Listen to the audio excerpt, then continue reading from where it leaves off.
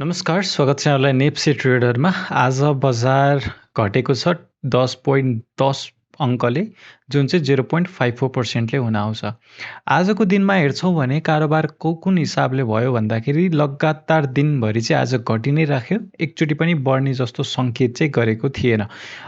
सुरुवाती चरणमा चाहिँ झन्डै तपाईँको 12 बजे है 11:50 सम्म चाहिँ बजार बढेको थियो। त्यस पछाडि चाहिँ क्रमशः बजार झरेरै क्लोजिङ भएको छ। आजको दिन हेर्छौँ भने 62 वटा कम्पनीहरूको मूल्य बढेर गएको छ। 161 वटा कम्पनीको मूल्य आज घटेको छ र 14 वटा कम्पनीको मूल्य भने जस्ताको त्यस्तै रहेको छ। टप गेनरको कुरा गर्छौँ भने एसएचइएल, त्यस्तै सिबिएलडी 88, त्यस्तै एसआइजिएस2 र एमएसएलबी, सिसिबिडी 88 यी कम्पनीहरू चाहिँ आज सर्वाधिक बढेका छन्। धेरै जस्तो चाहिँ डेभेन्चर रहेको छ भने म्युचुअल फन्ड पनि रहेको छ। त्यस्तै यदि हामी सर्किटकै लेभलमा कारोबार गर्ने कम्पनीको कुरा गर्छौँ भने सेलले चाहिँ आज सर्किट लगाएको छ। टप लुजरको कुरा गर्छौँ भने बिबिसी, एमइएन, युएसएलबी, एनआरएन र एनआइसिडी 88 र 84 चाहिँ आज टप लुजरको सूचीमा चाहिँ आएका छन्। टप टर्नओभरको कुरा गर्छौँ भने एमइएन, सिएलआई, एनआरएन, सोना, आरएनएलआई यी कम्पनीहरूमा चाहिँ टर्नओभर एकदमै धेरै देखिएको छ। अर्थात् चाहिँ यी कम्पनीहरूमा चाहिँ आज इन्भेस्टरहरूले एकदमै ठुलो रकमको लगानी चाहिँ गरेका छन्। भोल्युमको आधारले हेर्छौँ भने एमइएन, एनआरएन, सोना, सिएलआई, एसआइजिएस2मा चाहिँ भोल्युम एकदमै धेरै आएको छ, किता सङ्ख्या धेरै आयो। त्यस्तै किनबेचको हिसाबले कुरा गर्छौँ भने सोना, सिएलआई, आरएनएलआई, एसएनएलआई र एमइएनमा चाहिँ ट्रान्जेक्सन धेरै देखिएको छ। आज टप टर्नओभर हेर्छौँ भने आज हिजो अस्तिको तुलनामा बढी आएको छ र आज चाहिँ झन्डै 1.5 अर्बको चाहिँ टर्नओभर आएको छ। यदि हामी सेक्टर वाइज कुरा गर्छौँ भने चाहिँ आज ब्याङ्किङ इन्डेक्स 0.24%ले झरेको छ, डेभलपमेन्ट ब्याङ्क 0.41%ले झरेको छ, फाइनेन्स 0.8%ले झरेको छ, होटल एन्ड टुरिज्ममा सबसे धेरै चाहिँ यसमा र ठिकै छ। होटल एन्ड टुरिज्ममा चाहिँ 1.71%को गिरावट छ। त्यस्तै हाइड्रो पावर 0.6%को गिरावट छ, इन्भेस्टमेन्ट 0.53%को गिरावट छ।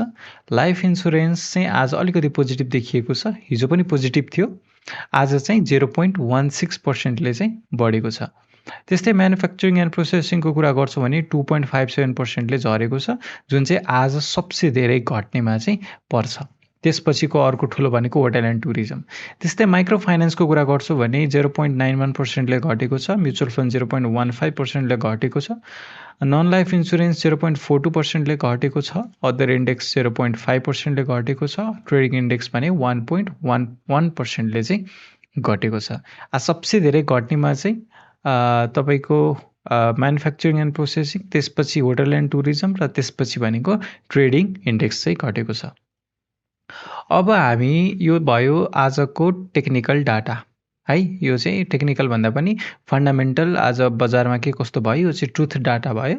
अब हामी चाहिँ टेक्निकली बजारलाई एनालिसिस गर्ने हो भने चाहिँ आजको क्यान्डल पनि बेरिस क्यान्डल नै बनेको छ। हिजोको डोजी क्यान्डल चाहिँ इन्भ्यालिड भएको छ।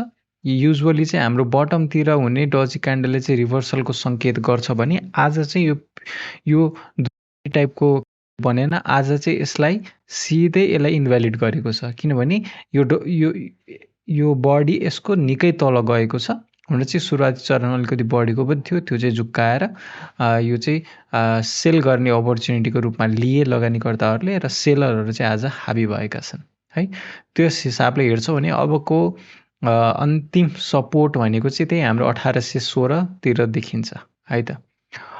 अब त्योभन्दा अगाडि म अलिकति हाम्रो लाइन सपोर्टको लाइन ड्र गरिहालौँ है। सो यो चाहिँ हाम्रो एकदमै स्ट्रङ सपोर्ट, यसलाई 4 पिक्सलै दिउँ है, र यसलाई मैले ग्रिन नै बनाएँ किन यसले हामीलाई बढाउने काम गर्छ है। र हाम्रो यहाँ अब अहिलेको लागि हाम्रो टार्गेटको कुरा छोडिदिउँ, अहिलेको लागि सपोर्ट भनेको यो मात्र रहेको छ। यसलाई पनि ब्रेकडाउन दियो भने चाहिँ बल्ल हामीले सोच्नुपर्ने कुरा हुन्छ र कहाँसम्म झर्छ भन्ने कुरा है। यसलाई यदि ब्रेकडाउन दियो भने 1800सम्मको हामीले आशा राख्न सक्छौँ है। 1800सम्म जुन चाहिँ आउँछ आउँदैन आफैमा एउटा ठुलो प्रश्न छ।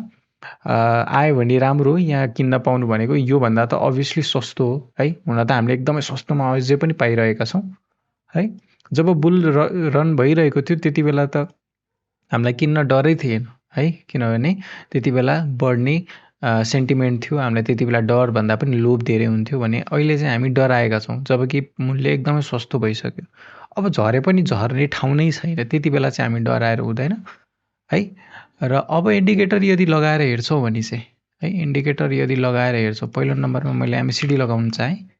एमएसिडीको पनि आज नेगेटिभ इन्डिकेसन नै गरेको होला पक्कै, र यहाँ हेर्न सक्नुहुन्छ नेगेटिभ इन्डिकेटै गरेको छ है। हिस्टोग्राम हुन चाहिँ सेल सिग्नल आइसकेको छैन, तर भोलिको दिन पनि यसरी घट्छ भने चाहिँ सेल सिग्नल चाहिँ यसले जेनेरेट गर्नेछ है। र अर्को कुरो भनेको चाहिँ हिस्टोग्राम लगभगै सकिसक्यो। अब भोलिको एक दिन यस्तै ठुलो क्यान्डल फर्म हुने हो भने चाहिँ सेल सिग्नल जेनेरेट हुन्छ।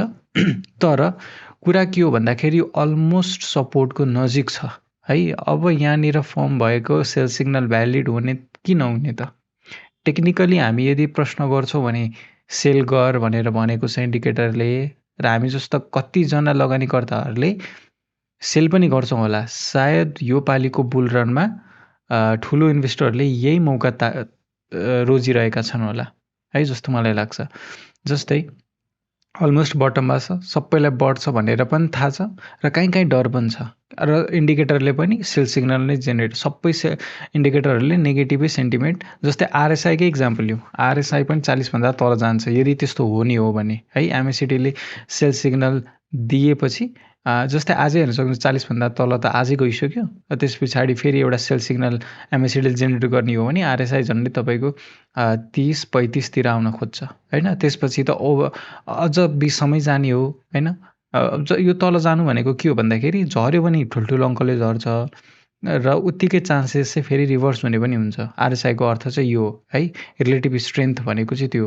यो चाहिँ यो तल जानु भनेको बियर स्ट्रङ हुनु हो, यो अनि यो माथि जानु भनेको बुल स्ट्रङ हुनु हो, तर रिभर्स हुने चान्स पनि उत्तिकै हुन्छ है। र ठुलो लगानीकर्ताले यही मौका तानेर चाहिँ तपाईँहरूले सस्तोमा फालिरहेको बेला उनीहरूले एकुमुलेसन गर्न सक्छन् है। त्यस कारणले अलिकति होसियार हुनु होला। तपाईँलाई अफेक्ट नगर्ने रकम चाहिँ स्टिल तपाईँहरू चाहिँ इन्भेस्ट गर्दै गर्न सक्नुहुन्छ है। लगानीकर्ताहरूले जब ठुलो किन्छन् त्यति बेला किन्ने बारे सोच्नु भएको छ भने चाहिँ त्यति बेला तपाईँहरूले किन्न पाउनुहुन्न। त्यति बेला चाहिँ तपाईँहरू आफै डराउनु भएको हुन्छ होइन। त्यस कारणले किन्ने समय भनेको अहिले हो, र आफ्नो स्ट्राटेजीमा चाहिँ भरोसा चाहिँ गर्नुपर्छ है त। अर्को इन्डिकेटर बोलिङ्गर ब्यान्ड लगाएर हेरौँ।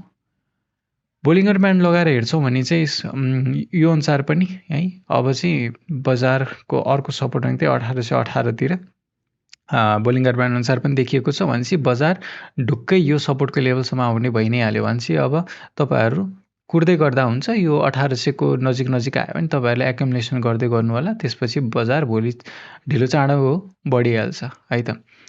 अब कुन कम्पनी किन्ने नकिन्ने, कुन सेक्टरमा लगानी गर्ने भन्ने बारे चाहिँ अहिले डिस्कस नगरौँ, किनभने सबै सेक्टरहरू राम्रै छन् होइन। आफ्नो फिल्डमा इन्सुरेन्स सेक्टरै नराम्रो भन्दिनँ होइन, हाइड्रो नराम्रो भन्न मिल्दैन, त्यस्तै ब्याङ्किङ नराम्रो भन्न मिल्दैन, फाइनेन्स नराम्रो भन्न मिल्दैन होइन।